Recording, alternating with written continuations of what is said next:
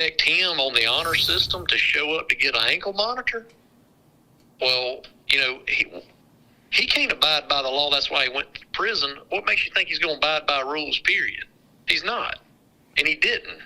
New at 10, we're learning really shocking details about a man charged with a brutal rape in Atmore. Yeah, the Escambia County, Alabama sheriff says Ronald Coley was out on mandatory release when he allegedly raped the same woman he was convicted of assaulting 5 years ago.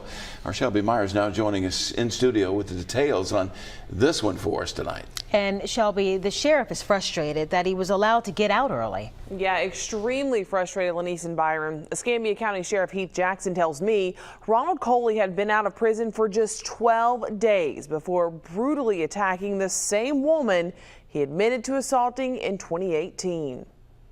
This is Ronald Coley. He's in the Escambia County Jail tonight on first-degree rape, domestic violence, assault, and interfering with an emergency. He literally sat in our courtroom for bond setting and made gun gestures with his hands, pointing them at the bailiffs, toward the judge and everybody else in the courtroom, foul language.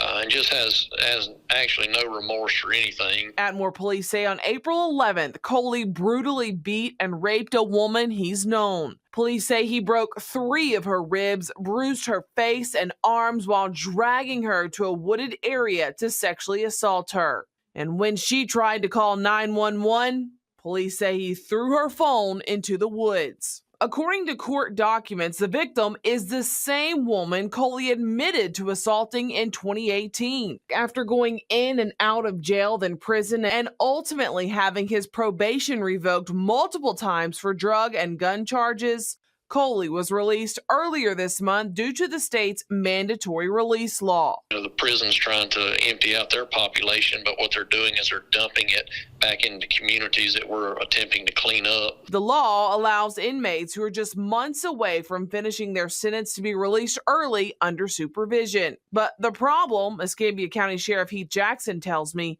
Coley wasn't under supervision. He never showed up to get fitted for an ankle monitor. We expect him on the honor system to show up to get an ankle monitor? He can't abide by the law. That's why he went to prison. What makes you think he's going to abide by rules, period? He's not. And he didn't. According to court documents, the Escambia County District Attorney's Office has asked a judge to invoke Aniah's law to keep Coley behind bars this time. Now, earlier this year, Attorney General Steve Marshall did file a lawsuit for a temporary restraining order on the release because the Alabama Department of Corrections, he says, did not properly notify the victims' families. That order was denied by a judge. Senator Chris Elliott also filed a bill to try and stop the early release of inmates.